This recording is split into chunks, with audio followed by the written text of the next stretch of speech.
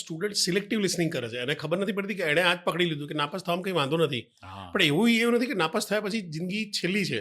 એટલે તમારે એ બેલેન્સ જાળવવો જરૂરી થઈ જાય. બિલકુલ બિલકુલ. આની ઉપર છે ને હું એક શેર કરવા માંગીશ કે નામ નહીં કહું, અમદાવાદના જ એક સ્પીકર છે અને બહુ જોડી નામે કરે કે ભાઈ સ્ટ્રેસ ફ્રી રહો અને એક્ઝામ આપો, સ્ટ્રેસ ના લો એ કરો. બહુ સ્ટ્રેસ લેવું જ પડશે. બિલકુલ. પોઝિટિવ સ્ટ્રેસ હોવું જ જોઈએ, જરૂરતનું સ્ટ્રેસ હોવું જોઈએ. સ્ટ્રેસ નહીં હોય તો તમે પરફોર્મ કેવી રીતે કરશો, તમે એના માટે સિરિયસનેસ કેવી રીતે આવશો, તમે એના માટે તૈયારી શું કરશો. તમારી જોડે જો ડેડલાઇન નથી, તમારી જોડે જે એની શું કે તમારે રેસ પૂરી કરવા માટેનો એક ફિત્તો નથી લટકાયો, તો તમે શું જિંદગીભર દોડે જ રાખશો. ના, તો સાચી વાત છે. આના ઉપર મને થોડુંક તમે કહો કે સ્ટ્રેસ ફ્રી હોવું જોઈએ, ના હોવું ના જોઈએ. ના, જો હું તમને કહું, સ્ટ્રેસ છે ને, સ્ટ્રેસ એની અંદર એવું છે કે ઓપ્ટિમમ લેવલ સુધી સ્ટ્રેસ લેવો અપેક્ષિત છે, જરૂરી છે, અનિવાર્ય છે.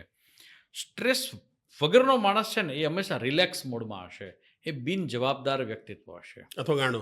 અથવા હા પાગલ પણ હોઈ શકે. કારણ કે આમ હું એવું માનું છું કે 3 લોકોને સ્ટ્રેસ ના આવે.